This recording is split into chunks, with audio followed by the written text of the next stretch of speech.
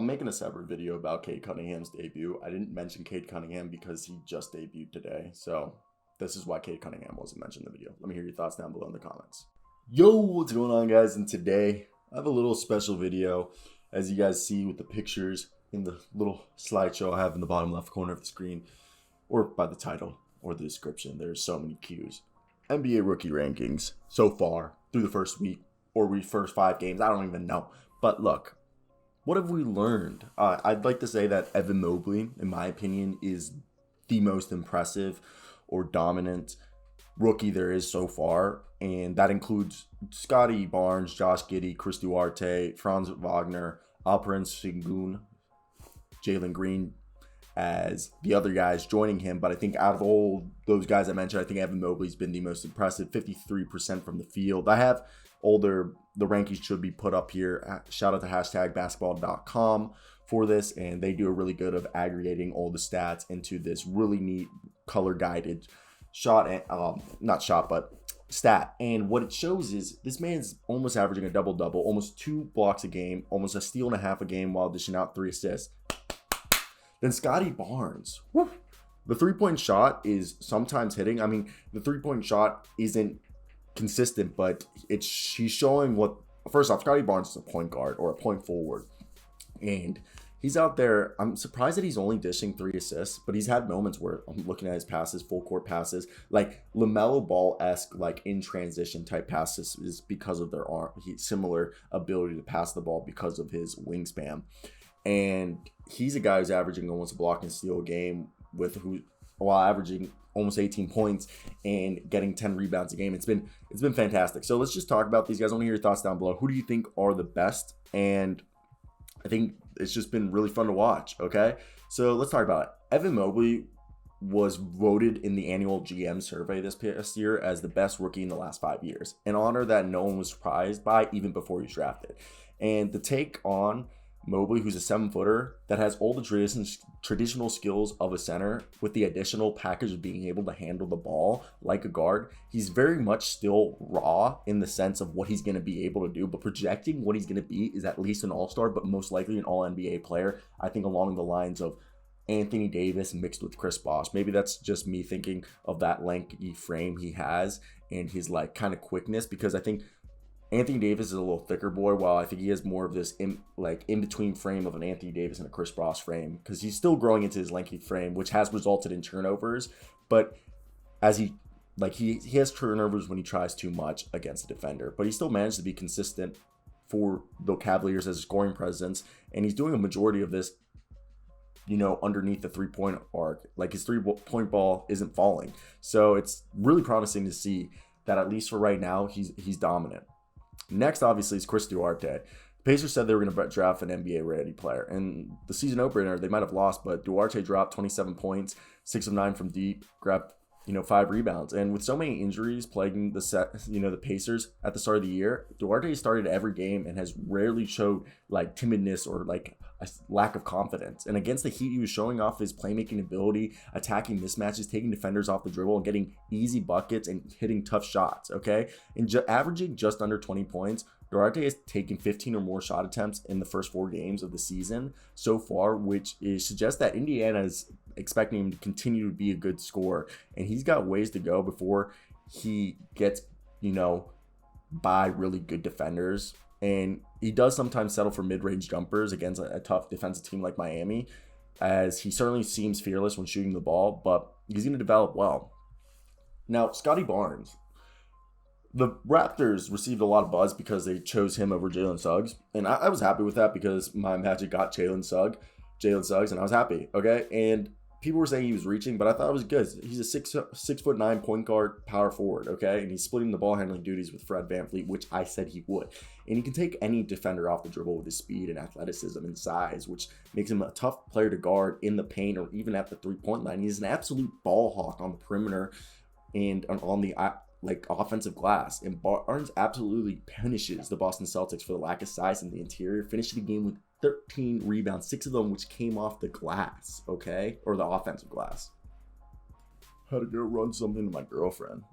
Hey, look, the thing is we saw that he did a slight hesitation with a fake dribble handoff to Van Vliet against the Mavericks where he caught Luka Doncic on his heels and was able to blow past him for a dunk. And it was just awesome. And against the Celtics, he was scoring with ease. When he does that, it makes it amazing because he did it at such great efficiency. 11 of 17 from the field. And he's going to be one of the primary ball handlers for the Raptors by the end of the season. I believe the primary. And he does have to improve as a passer and needs to do a better job taking care of the ball as he's committed 6 turnovers in his NBA debut and has been a little bit turnover prone. And now, Jalen Green.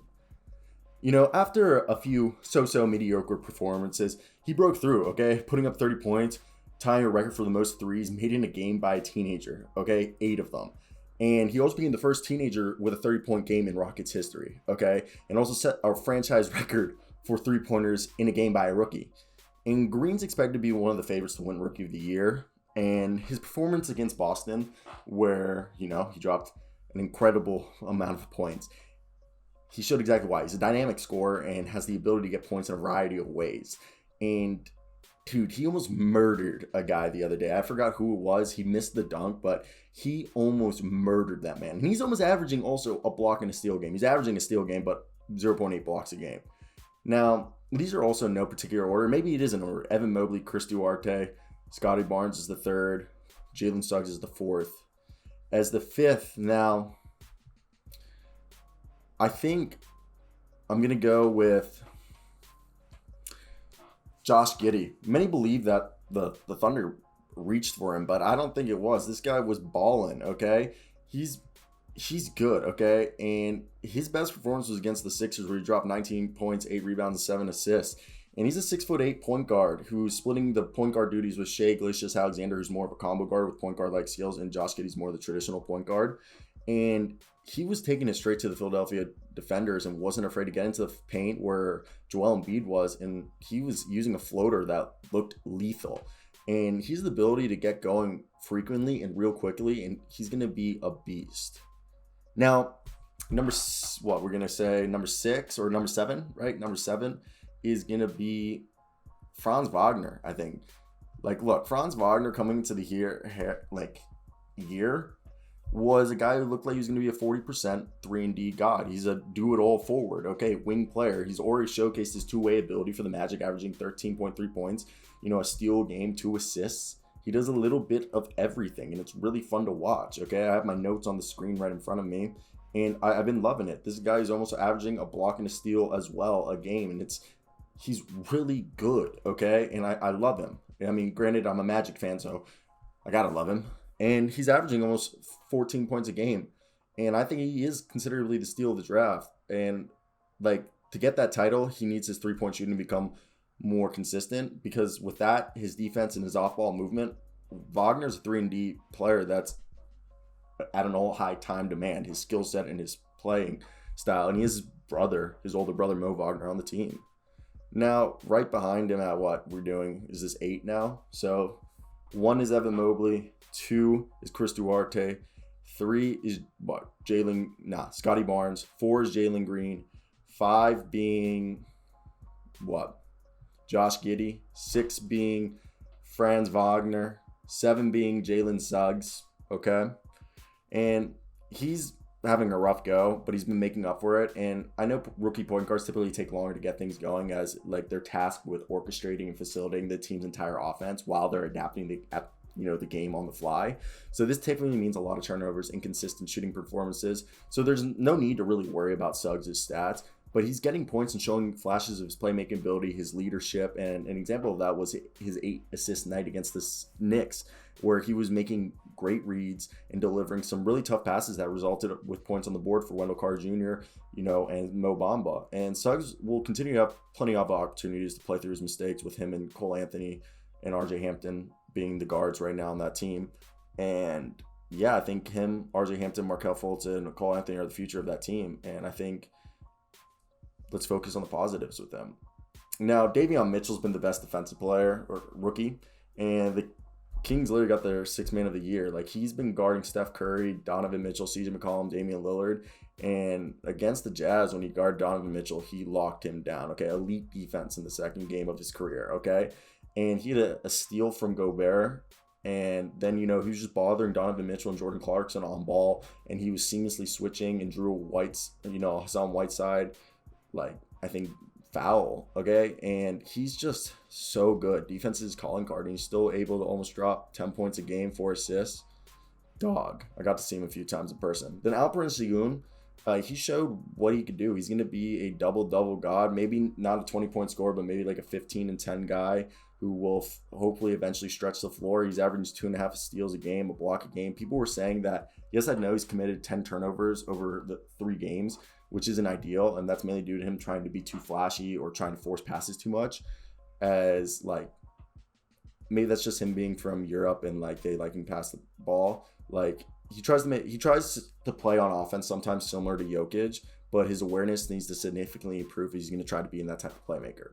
Then Jeremiah Robinson-Earl, he's just one of the young guys that I think people kind of forgot about and weren't necessarily thinking he was going to be that good. And I'm telling you, that guy can get buckets, okay? He is a dog. And I really think, he's somebody that if you're an NBA fan, keep your eyes out for him, okay? He's good, and he's going to I think he's going to be around the league for a while. So that's I want to hear your thoughts right there on that. Basically, that's it for me, guys. Yeah.